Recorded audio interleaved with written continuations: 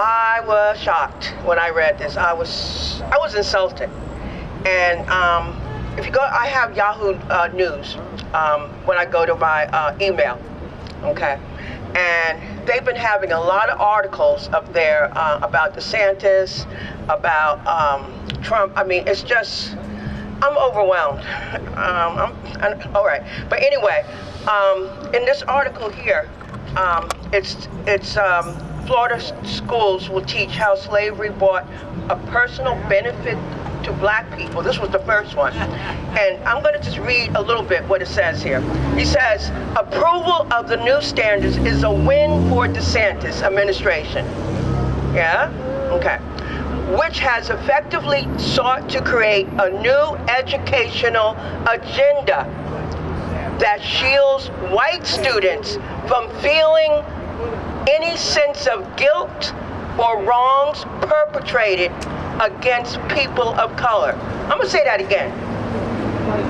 DeSantis believes that these new standards, I'm paraphrasing, that these new standards create a new educational agenda that shields white students from feeling any sense of guilt for wrongs perpetrated against black people during slavery. Now, 246 years, our children had to suffer and were uncomfortable during slavery.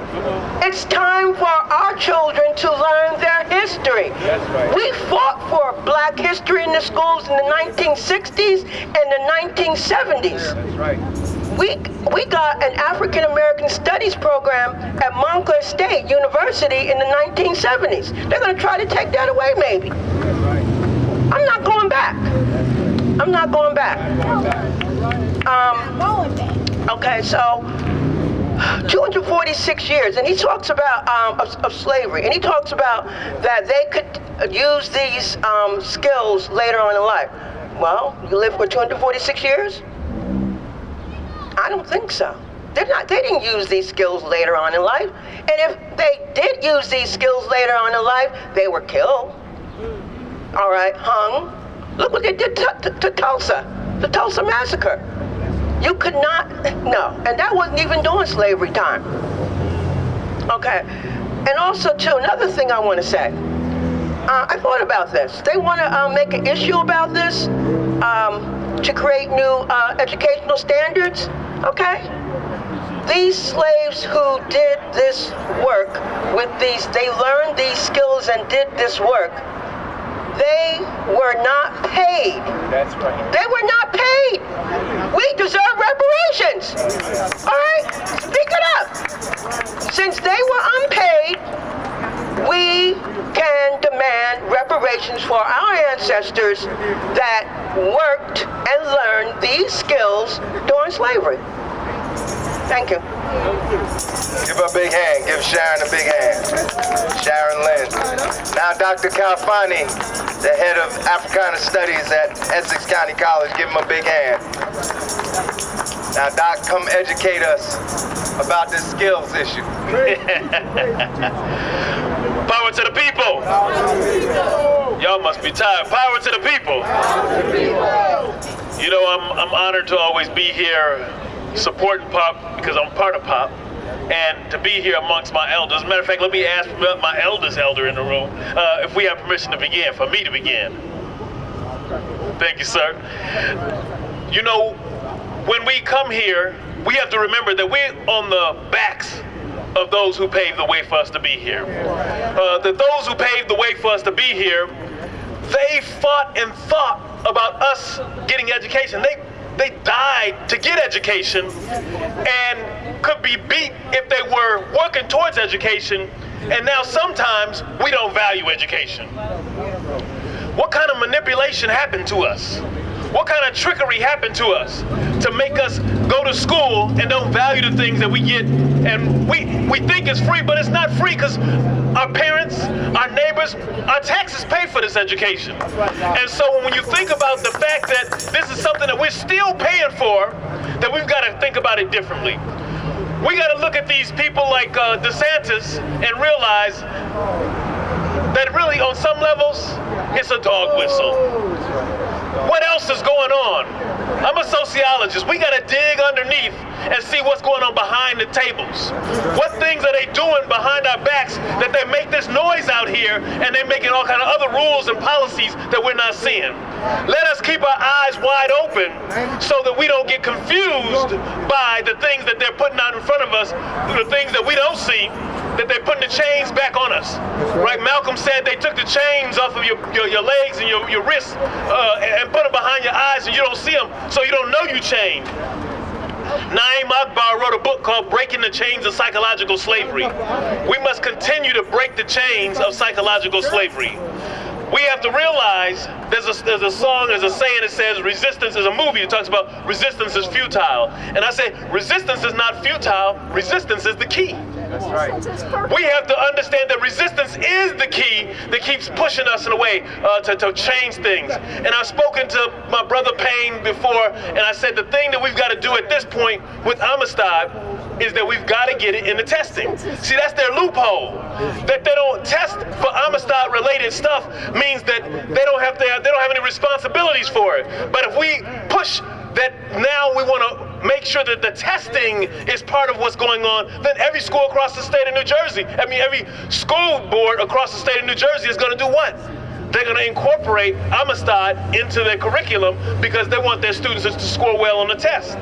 So when we get it in the test, there's no accountability measure. And we must force an accountability measure to make sure that in New Jersey, we have that type of thing happening.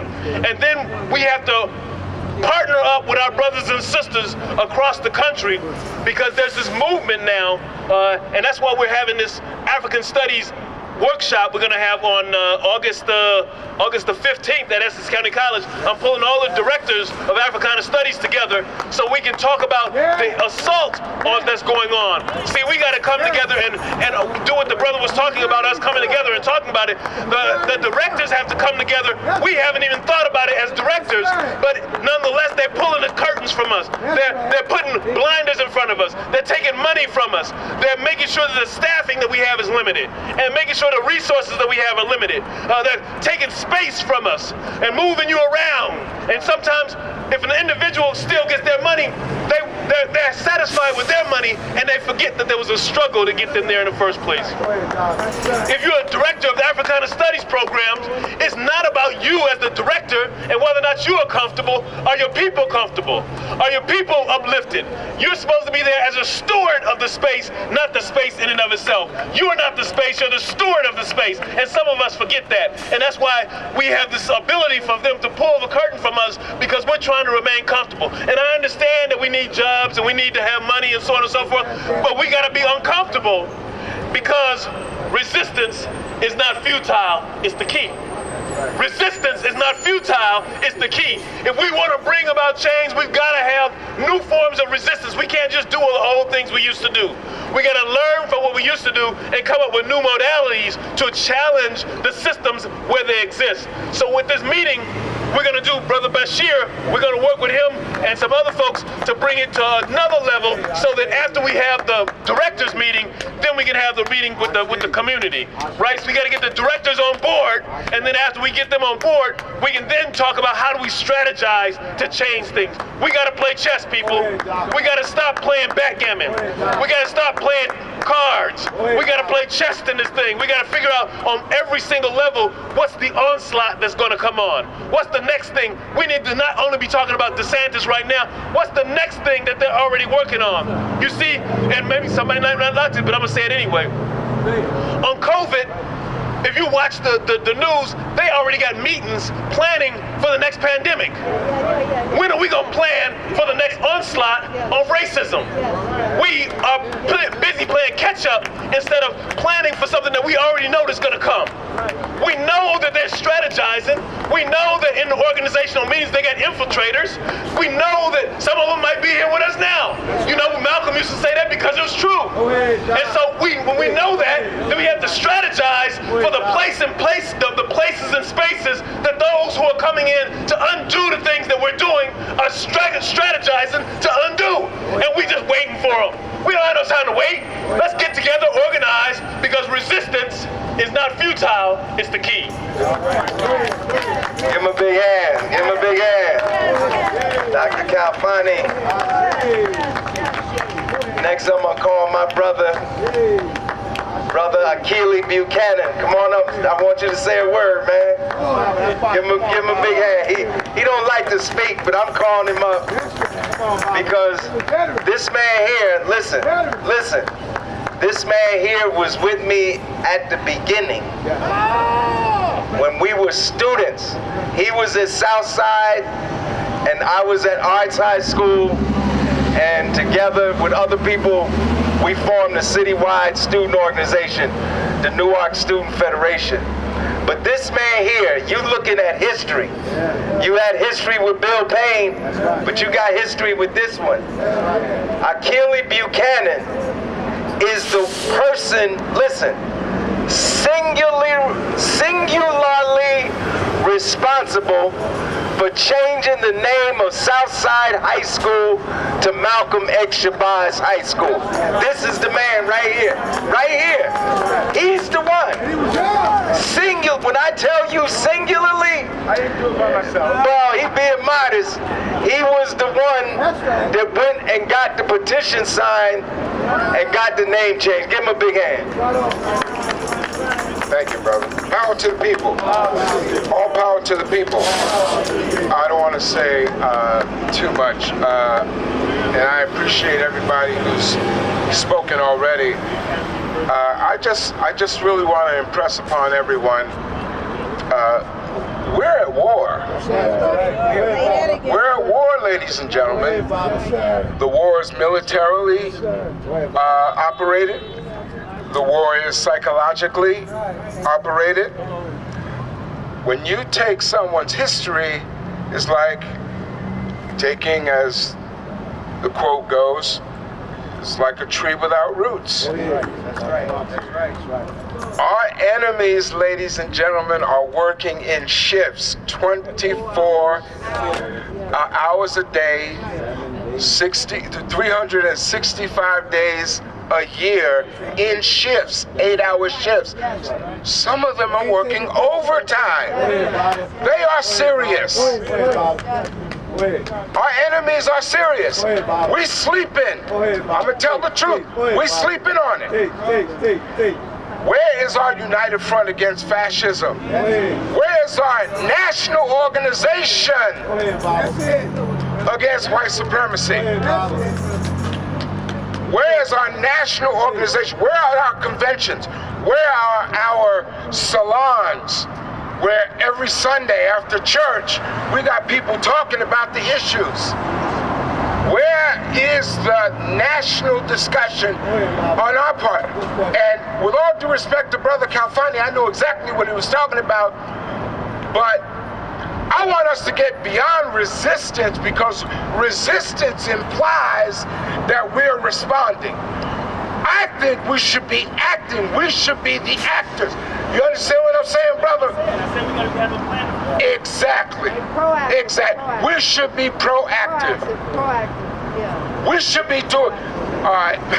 I watched the fight over Saturday. Crawford kicked the brother's butt. Counterpunching. We can't counterpunch. We can't counterpunch. We have to go out swinging every single day against white supremacy, because they are serious. They have their organizations. They have their legal structures. And they're dismantling American democracy as we speak.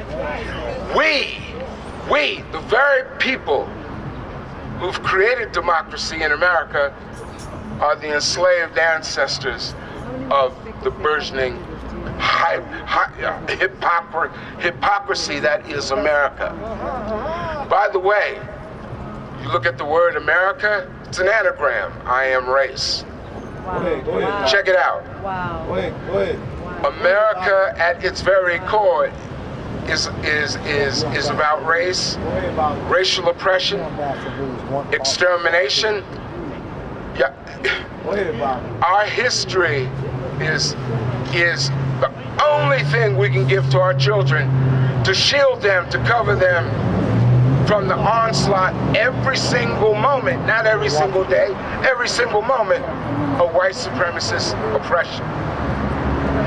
So we need to start building national organizations. We need to be talking politics every day. I'm sick and tired of hearing people, oh, I'm apolitical. That's a political position. To say you're apolitical is a political position. And it says that you enjoy being someone else's slave. There are slaves walking among us, from Tim Scott to Clarence Thomas to all of these Negroes who are getting paid. For example, those quote-unquote historians, those black quote-unquote historians in Florida who bought the okie doke and wrote that. Words can't describe how bankrupt it is. But if we keep sleeping, if we do not organize everything, it's another job, ladies and gentlemen, 24/7. We have no alternative but to fight, to resist, and to be proactive. 365 days a year, 24 hours a day, in shifts. That's what we should be doing. All power to the people. Right on, brother. All right. We're going to have the closer now. I want to recognize Brother Kai is here from Refile. Give Brother Kai a hand. Brother Kai. And now we're going to bring up Brother Zaid to give the final talk for the day. Give him a big hand. Bye-bye, Zaid. You don't tell everybody, like tell him. Mike check. All power to the people, everybody. All power to the people. I didn't really come to talk. Y'all had some. The young men and women before me, the elder, Mr. Payne left already, and came on before me. They are genuinely in the throes of where this battle for the proper teaching of our history is taking place. In my 60-some-odd years, I've been in the classroom 4 months. They ain't gonna let me nowhere near a goddamn classroom, and I understand why.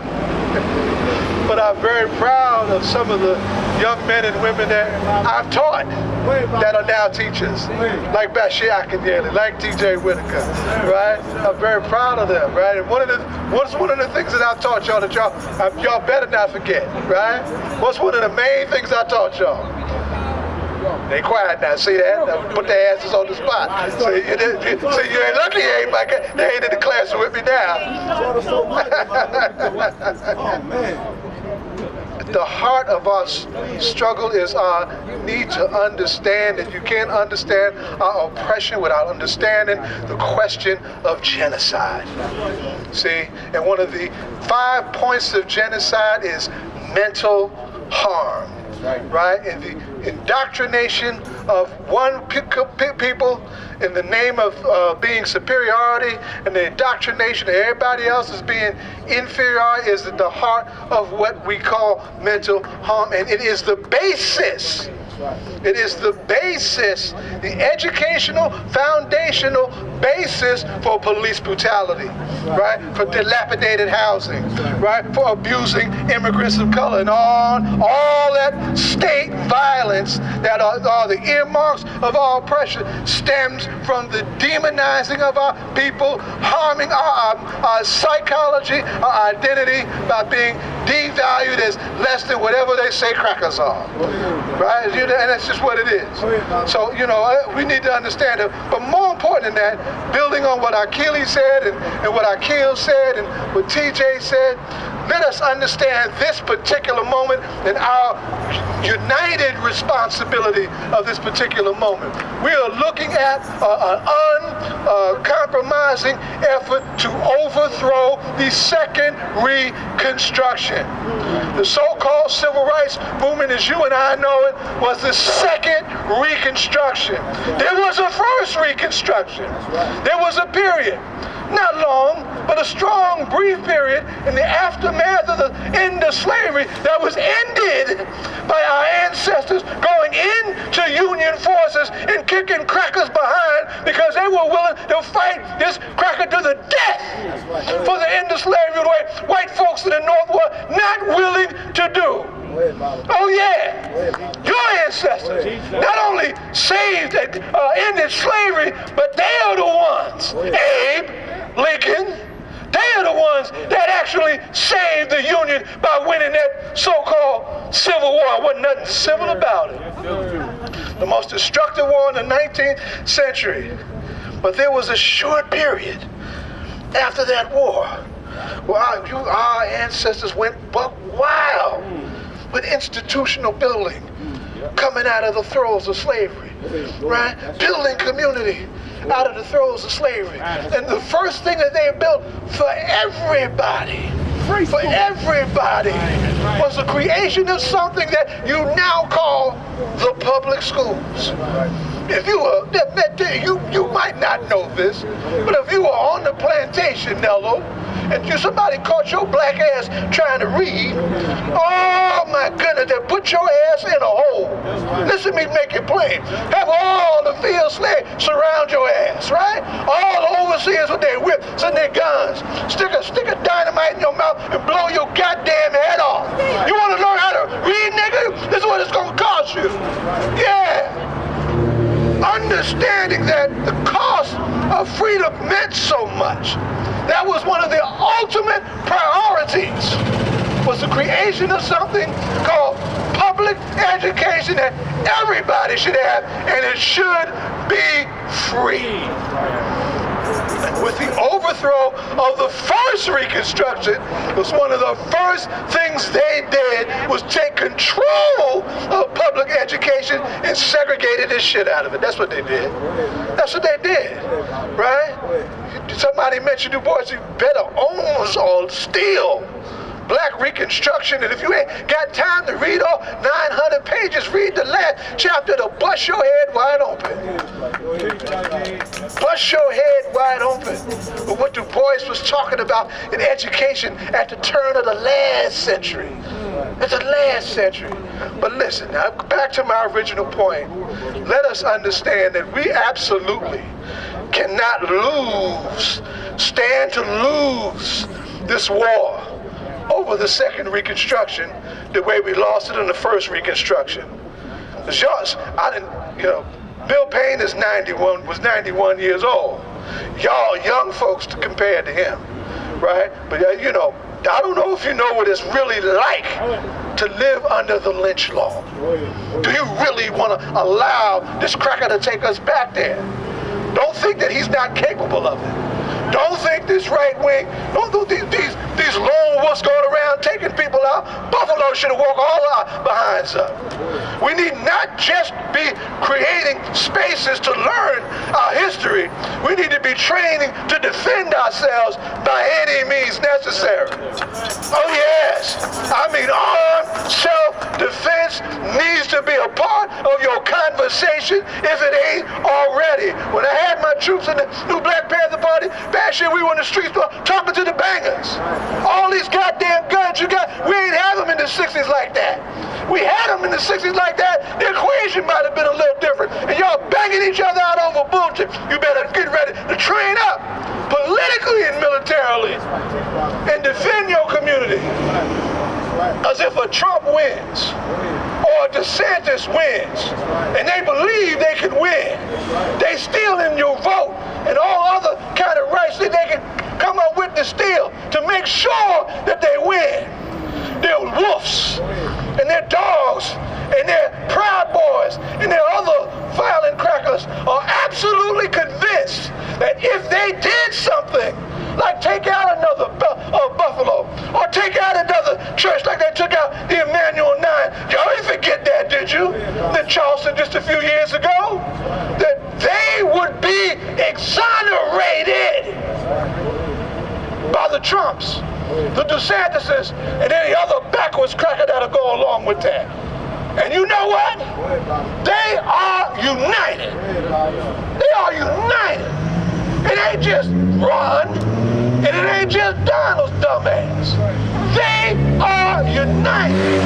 And they're willing to do some things that you and I need to get ready, willing to do. And Achille, 1969, black when we had another criminal in the White House. Some of us old enough to remember Nixon's ass, right? We had another criminal in the White House. The bloodiest year of the Black Panther Party. 28 Panthers were killed, ending with Fred Hampton and Mark Clark in 1969. National United Front Against Fascism. That call then was as germane today as it was then, because that's what we up against. This is not just we're not just talking about something that's being taught in the classroom. We're talking about life and death and the preservation of white supremacy at the expense of your and our human rights and our very lives, if it's necessary, and so far as their agenda is concerned. So with that, whatever it is that you're a part of, that's a part of your resistance, take it serious. Please take it serious, brother and sister. Right? And one of the things I'm concerned with is that this rally engendered heads that are like my age, and that's not good. I remember when TJ and Bashir were young. We need a whole new generation of TJs and Bashirs in the classroom and in the street. I killed one of my mentors, right? My Babalao, right? Tony Menelik Vandermeer in Boston, right? And this UMass Boston Africana Studies. Leaders are being tenured, threatened with termination. Boston ain't in Florida. Right? And in the defense of them, I said, where is the United Front of Africana Studies departments? You are dead on point, little brother. Right? Dead on point. And we don't unite to protect Africana Studies within our own ranks. What are we doing? We would have betrayed the struggle that very created. We would have betrayed Carter G. Woodson. We would have been betrayed, all the great elders and founders of this great and mighty walk. And y'all don't look like traitors to me. So let's wrap it up. Let's wrap it up with determination. Determination to be self-determining and to refuse to let this backwards racist and fascist ass cracker take us back. They're not going back. All power to the people. Power to the people. All power to the people. Power to the people. All power to the people. Power to the people. All power to the people. Power to the people. All right, give him a big hand. We are at the conclusion now. We are past our time. We said we were going to 6 o'clock. Give all the speakers that spoke today a big hand. And this will not be the last rally. So if you didn't get to speak today, you'll get to speak at the next one. We'll be back here next Monday. If you want to come back next Monday and speak, you can speak some more. But I want to thank especially Charlie Hall, Local 108, give them a big hand, Local 108. And I want to thank everybody for coming out today. We have a bus. We're going to Washington for the National 60th Anniversary March on Washington. POP has a bus. If you want to get on that bus, give Ingrid your name. Did Ingrid leave? Where Ingrid? Oh, there Ingrid. Give your name to Ingrid if you want to get on the bus with us to go to Washington. The cost is $50 round trip. If you can't go, but you want to pay for somebody's seat, you can do that. And if you want to make a donation to help underwrite the cost of the bus, you can do that too. But thank you, everybody. Power to the people.